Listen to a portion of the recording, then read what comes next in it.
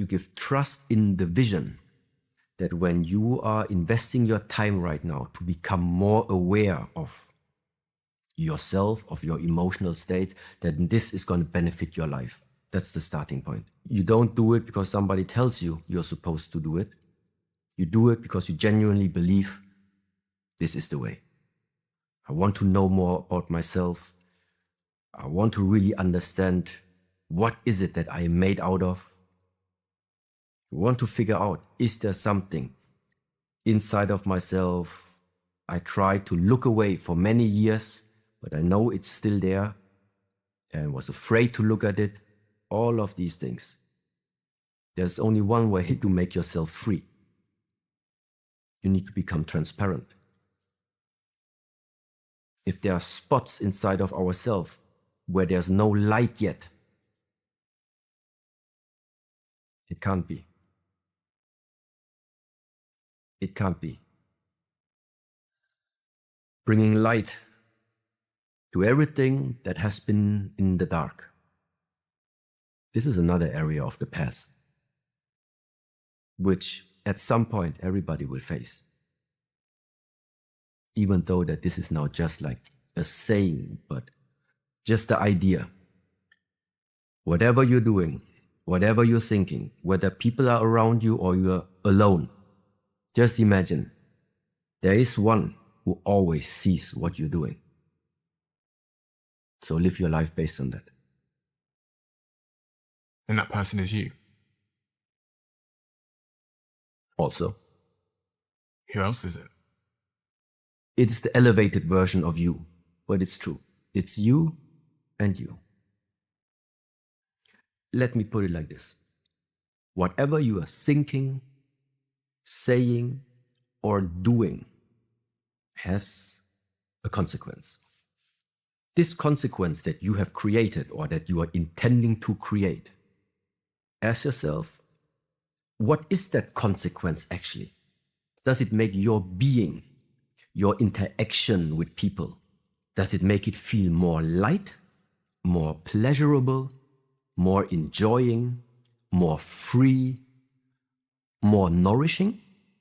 Or is the result that you are about to create going in the other direction? Meaning you're nourishing conflict, you are nourishing aggression, feeling like you are carrying the suffering of the world on your shoulder, feeling like there's a burden on you, feeling like there's a stone on your heart, feeling like you're being put under pressure. All of these expressions have something to do with density, have something to do with pressure. But then when we look at, no matter which tradition it is, Buddhism, enlightenment, freedom, liberation, elevation, no matter what it is. You see, it is just two forces in the world. One aiming for limitlessness and the other one aiming for restricting and very clear boundaries. These are the two forces. And this is exactly now turning the view upon yourself. What are you made out of? Your patterns, the emotional states that follow you. Within a week, looking back the last week, what was the most dominating emotion you felt inside yourself? Was it one that had the character of limiting yourself in a way? Or were you in an emotional state like through the week? It was light, it was cool, well, liberated, free, uplifting, joyful. Which of these? So, and this simply gives you exactly from what to what do I think you need to transform yourself if you want this. If you want this. Why do I think that this is the goal? Lightness. Lightness. Take it simple. Just you have a goal setting. You set yourself whatever goal it is. You have your goal. So your mind is set on the goal. Normally.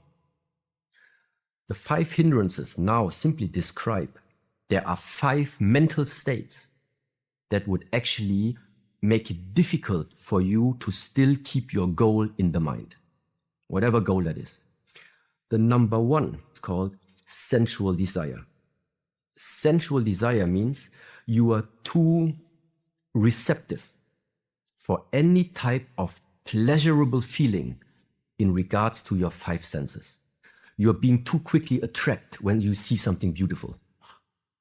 You're too quickly attracted if you smell something tasty. You're too quickly distracted when you have physical touch.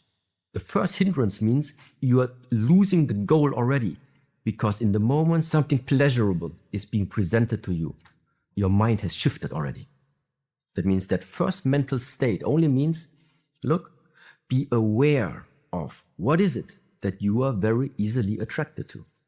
It doesn't say it's bad. It doesn't say it's good. It just says in the context of you want to reach your goal, how to reach the goal the quickest, be focused with your energy. Meaning, be focused with the mind. Don't lose the goal from the mind. Whatever you do from the moment of waking up until the evening, whatever you do, keep the goal in the mind. This is the quickest way of making this goal become real. Number 2, simply said, you don't like discomfort. You don't like challenges. You don't like hardship. In that TEDx talk, I described it like you're like walking along the path and then suddenly it starts to rain, but you don't like rain. So instead of you just continue follow the path, you are starting to make your mind busy about what you don't like. That means the mind starts to shift again, losing the focus of the goal. This idea, hindrance number 1, hindrance number 2, actually you can easily say it like this. This is the goal. 2 things not to do. Spend your time enjoying. Don't do this. Or spend your time rejecting that things are not the way how you imagine them to be. Both of these things. One is you follow pleasure, and the other thing you're rejecting any challenges. Both of these things is something to be aware of when it comes to stay focused along the path. Even, for example, like in the book, or even now when we talk about, we have the 5 hindrances, we have the 14 virtues, we have the 8 rules, we have the 4 here, and the 13 here, and the 16. Okay. It's a very good guideline because it makes it easy for us humans to have something like really structured. Yeah, there are 4 steps, there are 6 steps, there are 5 steps whatsoever. What I want to say is, just in this way, it's also that only discipline wouldn't be helpful if in the first place you do not possess the ability to see it, to realize it, to be aware of it.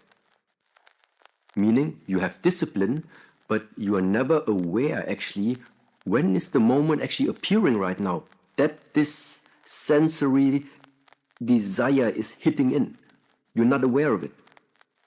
So the discipline wouldn't help you if you don't have this awareness. I do think that there are different qualities of the mind that come into play for you to adjust yourself properly. You are angry. The reasons why this anger came up always different, but the anger is always the same. The anger you feel today is the same anger that you felt when you were in young ages. There might be the feeling that outside circumstances are triggering something inside of you, but what eventually comes up is what you have not been able to adjust in the proper way yet. And the same is like ill will. Ill will is a state of the mind. Doesn't matter if it's towards yourself, towards another person, towards your colleagues, it's always the same ill will. It is something inside of you, which if you don't pay attention to, is going to be a hindrance along your way of walking. Go beyond it, I think, is the more proper expression, because we don't try to get rid of all of these things. You don't want to get rid of your jealousy when it comes up. You don't want to get rid of the joy that you feel. You don't want to get rid of your feelings. You want to have a very great variety of different feelings that you can tap into. The only thing which makes the difference is if you are tapping into this world of feelings consciously or if that world of feelings is just unconsciously imploding inside of you. This makes the difference. So to overcome it means to realize it is there. What to do? You need to find something, the state of level on which you are coordinating, which means you have to stand above you. Learn to get into a perspective where you are standing above you, which means this is not about you at the moment. This is not about you. Stand above it. You see that person at the moment has an issue. How would you, as somebody watching at you, help him? How would you coach yourself, guide yourself to the better version, to sometimes de-identify yourself with this one? If you are caught inside here, I think it becomes difficult. Anger, jealousy, frustration, how often do you feel them, and how do you teach yourself beyond them? If I want to, I can tap inside of it right away, and my whole day is filled with it. No matter where I watch around on the street, there's no problem at all for me to generate the feeling that ill will starts to dominate. Really? Yes. At any moment, you could go there. Yes. Yeah. Then I just ask, this feeling that you are in, does it feel good? No. You know, it doesn't even feel good to be in it. So if we would say ill will, if at least it would give you something by staying inside that state of the mind, at least then I would understand. But if you watch at it, there is nothing positive, zero. There is no benefit to yourself, and there is especially no benefit to the people around you that this ill will is going to cause. What is the first thing that I do when I realize I have this feeling? First of all, I need to know from what does it come? What is it at the moment that triggers it? What is at the moment the source that is triggering it? I say it's so super helpful if you already have some type of concept, some type of teachings. They tell you already where it comes from, very simply. And this ill will, to 100%, in all its different variation that it comes in this world, mainly from three reasons. Either from greed of not getting more than you want, hate or jealousy of not getting what you want. And sometimes it's called ignorance or not knowing. Greed, hate, ignorance, and especially ill will easily falls into one of these categories or sometimes a combination of these things. So ill will can be, why does he get it? I deserve it. Why you deserve it? Because you think about yourself, you are the more hardworking person in this room. So what is that combination? In that combination, it is like unfairness from your subjective view, jealousy, no respect towards yourself, so which then also can maybe mean a low level of self-esteem, a lack of self-confidence. It's very often like a variety of these attributes, I think. But ultimately broken down, that's it. Greed, hate, not knowing. When you feel judged or criticized or there's an unfairness about you personally, They don't know better. how do you not let it ruin your day? How do you go beyond it personally? I breathe in deeply and I breathe out. And this sounds super ridiculous. But if you really ask me, how do I cope with that situation? This is meanwhile what I do. I am very aware that I have it right now. And I combine my breath, meaning something is getting out of me, together with my deep intention and with my deep connection of the mind together with the breath. First of all, they don't know better. If they would have more information available, they would maybe see me differently. And together with that physical aspect, this is what I do. It's like a valve. Before you start imploding, before something starts to rise too much and the pressure builds up, first of all, get rid of that steam, get rid of that air out. And that's why it sounds very ridiculous sometimes to really say, just breathe out. But it's not about the breath only. It's about how serious are you living different type of teachings and methods. And if you are able to learn to combine the breath with an intention, work with intention more consciously, then I think it's very, very possible to get into an area where breath becomes everything to you. You talked about the breathing. What is the intention that they can think of during those moments, 60 seconds, 10 minutes, however long it takes to go beyond it? What is the intentional thought while they're in that, it's stressful, the heart is pounding, I don't like this, I want to break free of this. What can they think or say internally along with the breath to help them go beyond? This is sometimes what people then refer to as a mantra can be helpful. Especially in such moments, you have something you always tell to yourself, continuously repeat. And now these can be different things. If you merge together the thought, they don't know better, together with the cultivation of a heart quality of compassion inside of you, then I think even this thought together with that heart quality and the breath has a very powerful impact. There are heart qualities, yes. So that means this is why it's helpful to really from time to time make clear to yourself again the greatest love you have ever felt in this lifetime. How did it feel? How does it feel? So if somebody would ask you nowadays, so when was the moment you really felt love? Well, first of all, you can't make it on the go. Second of all, even probably people nowadays are ashamed of even getting into this state of being while other people are watching around. This is why you need to do these practices alone, where nobody is watching you and where are you sure you are only with yourself. And there, what you do, you start to travel.